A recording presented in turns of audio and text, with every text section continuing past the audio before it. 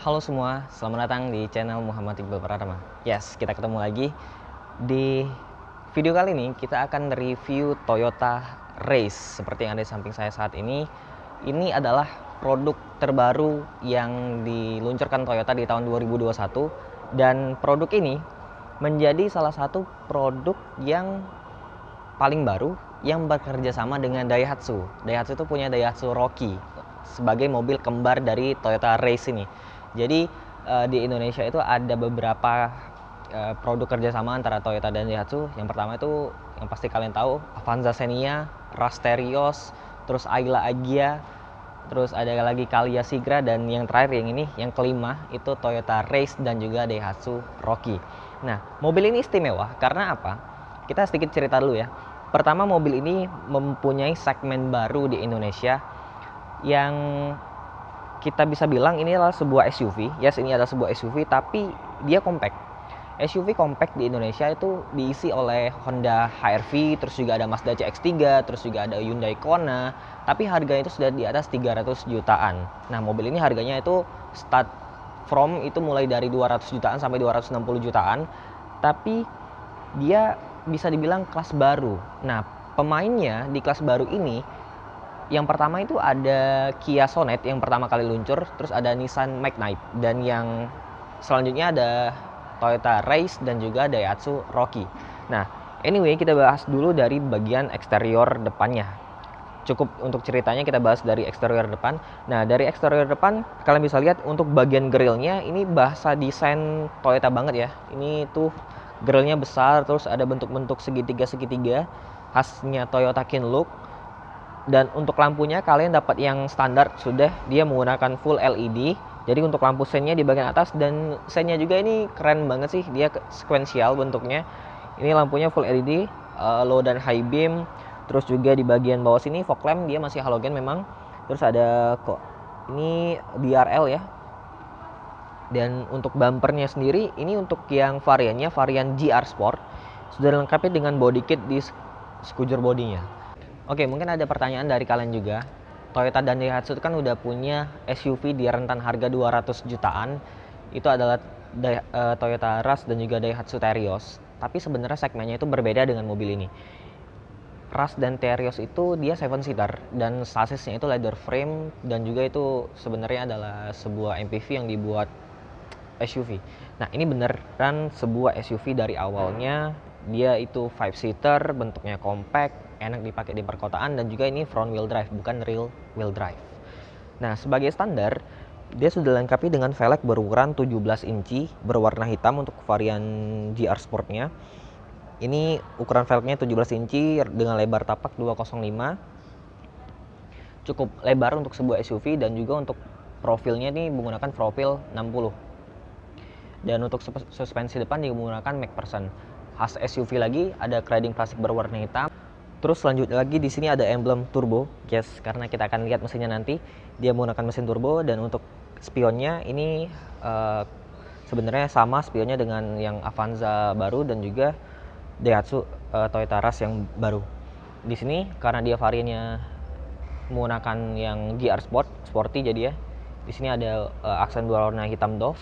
Nah, warnanya ini variannya cukup banyak. Untuk varian GR Sport ini sebenarnya ada opsi yang two tone color. Jadi bagian atasnya itu full berwarna hitam gloss.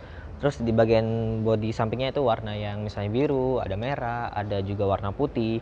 Nah, tapi ini bukan yang varian dual tone-nya. Lanjut lagi ke bagian belakang. Di sini dia ada body kit di bagian bawah. Dan untuk ground clearance-nya ini 200 mm. Jadi sama seperti Avanza dan Xenia. Di sini juga untuk keyless smart key-nya, ini kuncinya ini unik nih.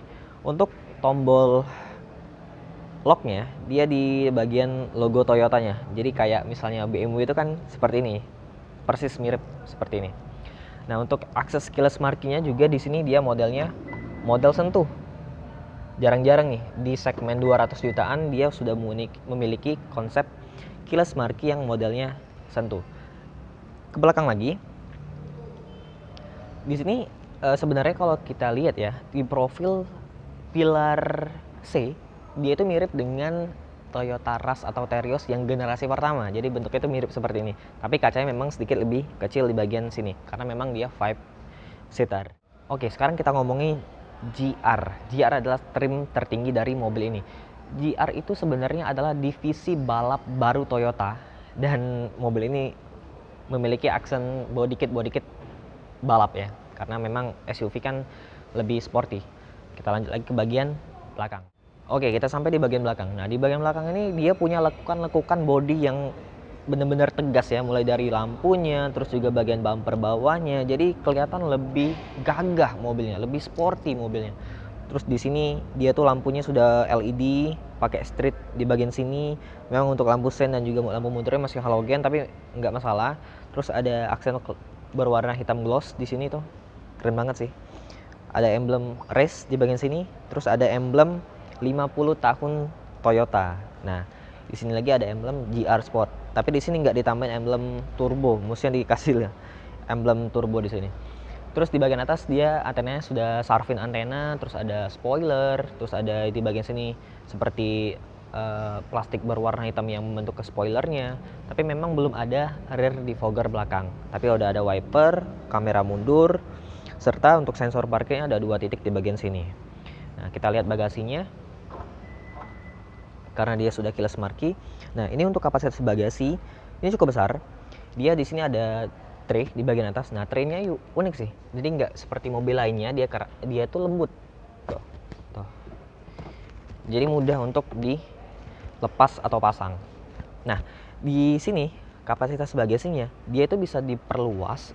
Kalian bisa ingin bibirnya tuh rendah sekali ke bawah atau dibuat lebih tinggi. Jadi kalian bisa buka di sini, terus kalian taruh di bagian atasnya.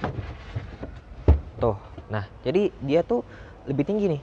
Jadi bibirnya itu kalau kalian ingin masukin barang lebih mudah. Tapi memang kalau kalian parkirnya di tempat yang curam ya, kalian buka bagasi, barang kalian akan terlempar keluar. Nah, ini positifnya lagi untuk kursinya ini bisa dilipat ke depan yang menciptakan kursi atau lantai bagasi yang rata lantai. Nah, tapi kalau kalian taruh di bagian bawah dia memang nggak rata lantai.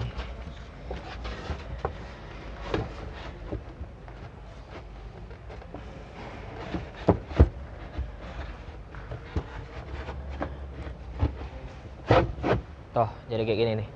Jadi dia tuh nggak rata lantai kalau memang kalian ingin kapasitas bagasi yang lebih besar. Tapi anyway nggak masalah. Detailnya di sini ada lampu bagasi yang masih halogen tapi udah cukup memadai. Terus di sini ada kompartemen. Kompartemennya ini seperti misalnya kalian bisa taruh mungkin dongkrak kayak di sini, tapi lagi kosong nggak dipasang. Oke. Nah, jadi sebenarnya mobil ini tuh compact tapi tetap memiliki kapasitas bagasi yang luar biasa besar sih untuk di kelasnya. Sekarang kita coba bicarain soal sasis atau platform yang digunakan oleh mobil ini. Mobil ini menggunakan platform yang diberi nama DNGA, Daihatsu New Global Architecture. Jadi bukan TNGA ya. Nah, ini adalah platform baru yang didevelop oleh Toyota Group untuk Toyota Race dan juga Daihatsu Rocky. Apakah dia sama dengan TNGA? Kita nggak bisa tes ya, tapi kita akan lihat di bagian interior dalam itu bisakah sasis ini sama seperti TNGA yang memberikan experience driver oriented ketika mengendari mobilnya. Kita langsung masuk ke bagian interiornya. Nah, sekarang kita sudah di bagian interior Toyota Race. Secara keseluruhan saya suka untuk bagian desain dashboardnya. Dia itu driver oriented, jadi bagian head unitnya itu agak sedikit mengarah ke bagian driver. Terus juga bentuknya juga sporty, walaupun memang seluruh material di atasnya itu hard plastik. Dan di sini juga sih, nih kalian bisa lihat nih, maju dikit. Nih, ini tuh kayak Calya Sigra yang materialnya kurang berkualitas. Tapi memang desain dashboardnya keren. Nah, untuk setirnya di bagian sini dia sudah pakai bahan yang kulit, terus ada jahitan asli juga. Bentuk setirnya ini mirip dengan Daihatsu Rush, Terios juga mirip, tapi memang tombol-tombolnya ini sudah pakai tombol-tombol yang kayak Toyota TNGA juga bentuknya. Di bagian sini dia ada untuk pengatur MID-nya, ada Bluetooth teleponi, terus ini ya untuk ada power mode. Jarang-jarang mobil Toyota untuk sistem power mode-nya ditaruh di bagian setir. Nah, untuk bagian door trim atas hard plastik, di sini ada aksen silver, terus di sini ada material kulitnya. Untuk sistem power window all auto untuk sisi driver, ada window lock, electric mirror, lengkap semuanya, nggak ada yang dikurang-kurangin. Sebenarnya untuk Toyota Race itu di Indonesia ada varian yang paling tingginya, yaitu Toyota Race GR Sport yang menggunakan TTS. Itu semacam Toyota Safety Sense. Jadi dia di bagian sini tuh ada radar yang include seperti adaptive cruise control, terus ada lane keep assist, ada juga lane departure alert, rear cross traffic alert. Jadi sistem safety Toyota yang sistem radarnya itu include di mobil ini. Jadi kalau trim itu ada, itu menjadi mobil yang punya fitur semi autonomous paling murah di Indonesia.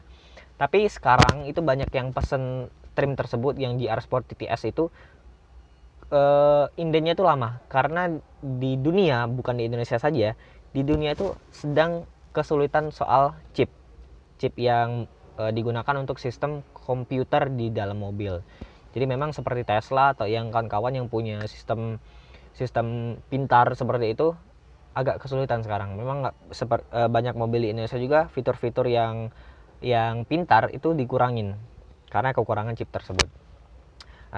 Anyway, kita bahas mobil race ini dulu. Ini memang bukan yang varian tertinggi. Ini dia sudah pakai engine start di bagian sini. Nah, yang kerennya lagi, dia sudah pakai sistem MID yang sudah full digital. Di sistem full digital ini, kalian bisa ubah-ubah bentuk dari takometernya. Oke, ini dia menggunakan LCD ya. Jadi LCD-nya untuk takometernya itu bisa diubah-ubah. Di sini ada desain, terus diklik ada display 1 bentuknya kayak gini. Tuh. Ini display 2 yang kayak tadi. Terus ada display 3. Terus ada display yang keempat. Oke. Keren sih.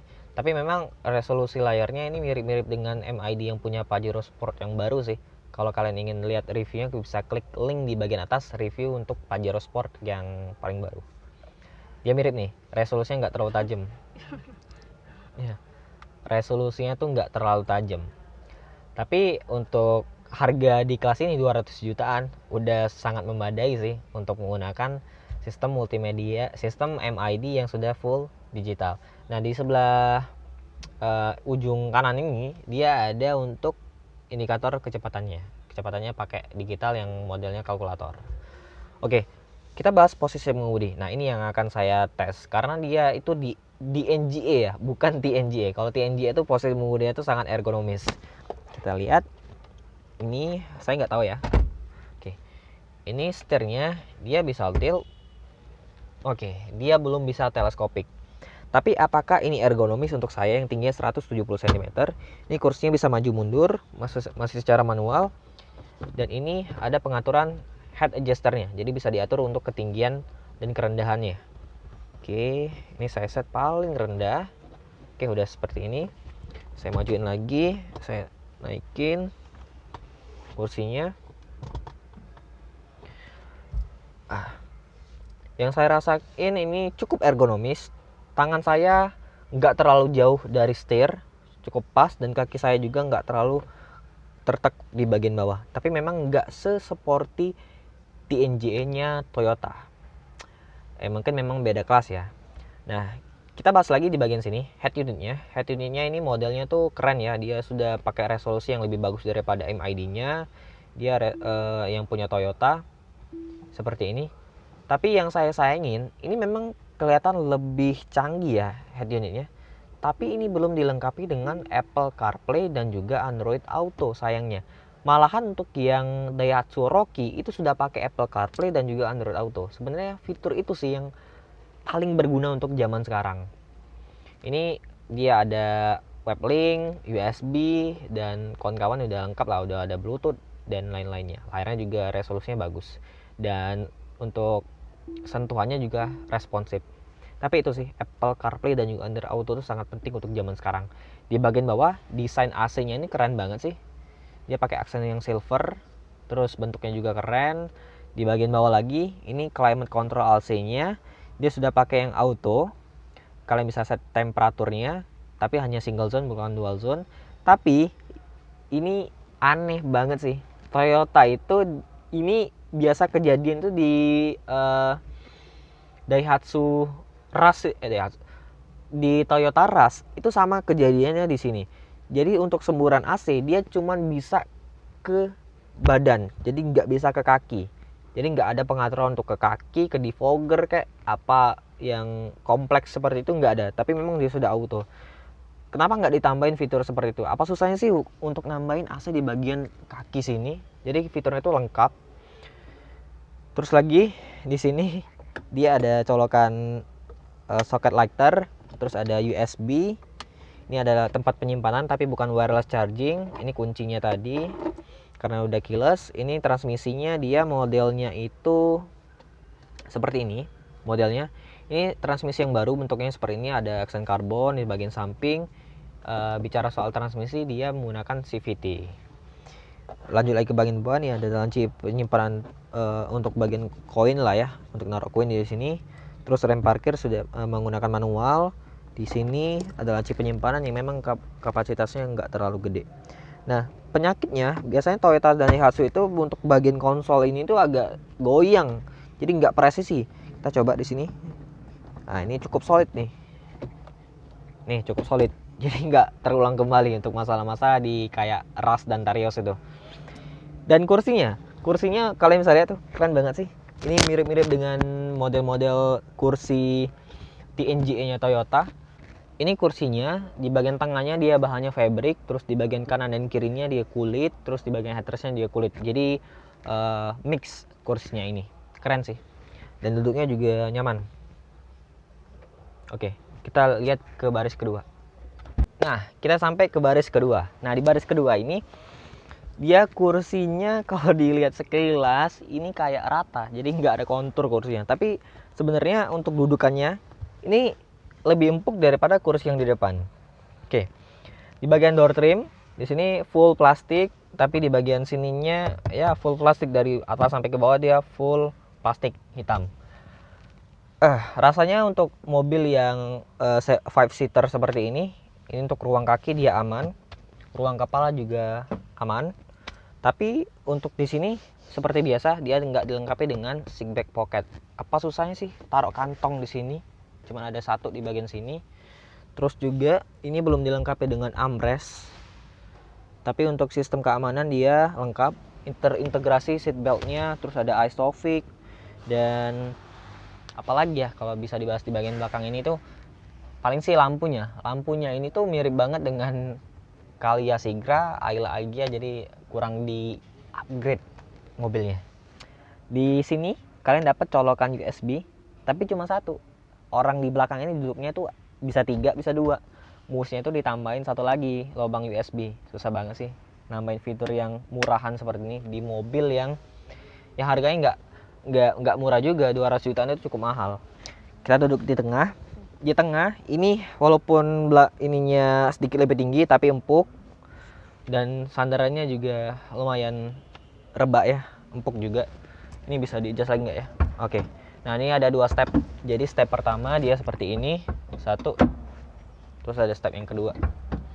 Ya cukup memadai untuk tinggi orang yang 170 cm di belakang sini.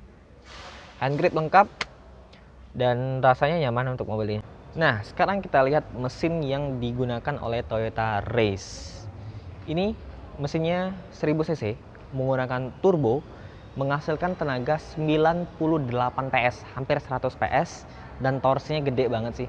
140 Nm itu setara dengan torsi mobil 1500 cc NA. Nah, untuk ruang mesinnya ini sebenarnya ruang mesinnya gede banget sih. Ruang mesinnya besar, tapi mesinnya cuma segini nih, kecil. Transmisinya dia pakai CVT. Dan ini juga punya varian yang 1200 cc. 1200 cc mesinnya itu sama dengan Calya dan Sigra. Nah, untuk ruang mesin khas ya nggak apa-apa lah ya untuk mobil 200 jutaan. Di bagian ruang mesinnya ini belum dicat warna body, terus untuk kap mesinnya juga belum dicat warna body, tapi lengkap. Di sini ada peredam. Ini turbonya, ini nih turbo, kalian bisa lihat jalur intake turbonya tuh di bagian bawah, keren sih. Tapi soal getaran mesin ataupun rasa berkendara kita nggak bisa tes karena mesin ini tuh 3 silinder, jadi bukan 4 silinder, dia 3 silinder turbo 1000 cc. Nah oke, sekarang closing, kesimpulannya ini tuh mobil yang mengusung ke segmen baru SUV di Indonesia. Apakah ini akan menjadi mobil 1000 umat selanjutnya seperti Calya Sigra? Kita lihat nanti ya, karena memang SUV itu, demam SUV di dunia itu bener-bener luar biasa. Effort orang tuh pengen punya SUV. Contohnya seperti pabrikan supercar, bahkan seperti Lamborghini, terus Aston Martin, dia sudah punya line up SUV. Nah, jadi sekarang saya bisa ambil kesimpulan bahwa mobil ini menarik karena dia itu bentuknya compact, terus punya teknologi masa depan, serta dengan sasis platform barunya Toyota dan Daihatsu lah, kita bisa bilang seperti itu. Nah, untuk harganya ini di kisaran 200 jutaan, mulai dari start from 200 sampai 260 jutaan. Dan untuk teman-teman yang di daerah Palembang, kalian bisa kontak marketing yang ada di deskripsi di bawah untuk kontak pemesanan mobil ini. Dan terima kasih untuk Tunas Autograha yang sudah kasih saya kesempatan untuk review Toyota Race kali ini. Terima kasih buat semuanya yang sudah nonton video ini dari awal sampai habis. Sampai jumpa di video selanjutnya. Jangan lupa untuk klik like, subscribe, dan juga share ke teman-teman kalian. Di channel Muhammad Iqbal Pratama sudah ada review tentang Toyota Race. Oke, sampai jumpa di video selanjutnya. Bye-bye.